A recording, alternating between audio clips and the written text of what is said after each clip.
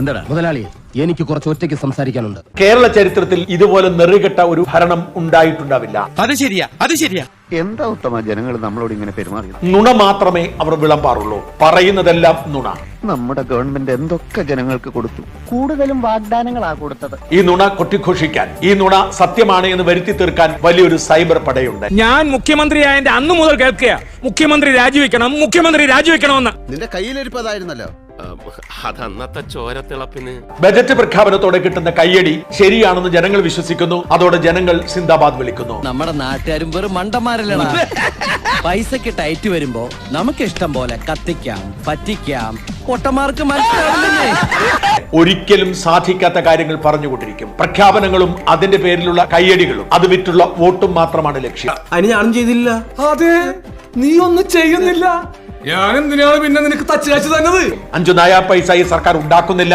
ആകെപ്പാടെ ചെയ്യുന്നത് സർക്കാർ ജീവനക്കാർക്ക് ശമ്പളം കൊടുക്കുക മാത്രമാണ്. ഏതൊരു ജോലിക്കുണ്ട് യോഗ്യത ടെസ്റ്റ്.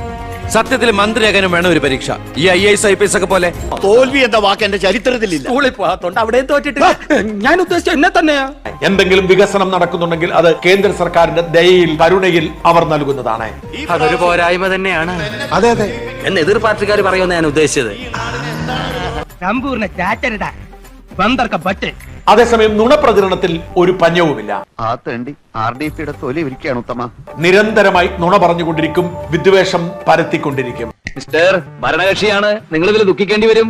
ഏറ്റവും വലിയ തട്ടിപ്പ് ബജറ്റാണ്. ഓരോ ബജറ്റിലും 50,000-ഉം 60,000-ഉം കോടി രൂപയുടെ പദ്ധതികൾ പ്രഖ്യാപിക്കും. ഇതുവരെ ശരിയാണ് കിട്ടുന്നേട്ടാ? ഇതുവരെ വളരെ ശരിയാ. ആ ബജറ്റ് പ്രഖ്യാപനത്തോടെ അത് അവസാനിക്കുകയാണ്. ആ പ്രഖ്യാപിച്ചതിന്റെ 100-ൽ 1 കാര്യങ്ങൾ പോലും നടപ്പിലാക്കാറില്ല. വെറും വാഗ്ദാനം കിട്ടുകയല്ല. അതുകൂടെ മനസ്സിലായില്ലേ? വരും. ഓ പൊതുവാൾജി എനിക്കിനെ ചോര കളക്കണ്ടട്ടാ. Cool down Karthi, cool down. നമുക്ക് പിന്നെ നിയമപരമായി തന്നെ ഒതുക്കാം. അങ്ങനെ ഒന്നും ഞാനും ആലോചിക്കാതിരുന്നില്ല. അപ്പൊ എല്ലാം പറഞ്ഞ പോലെ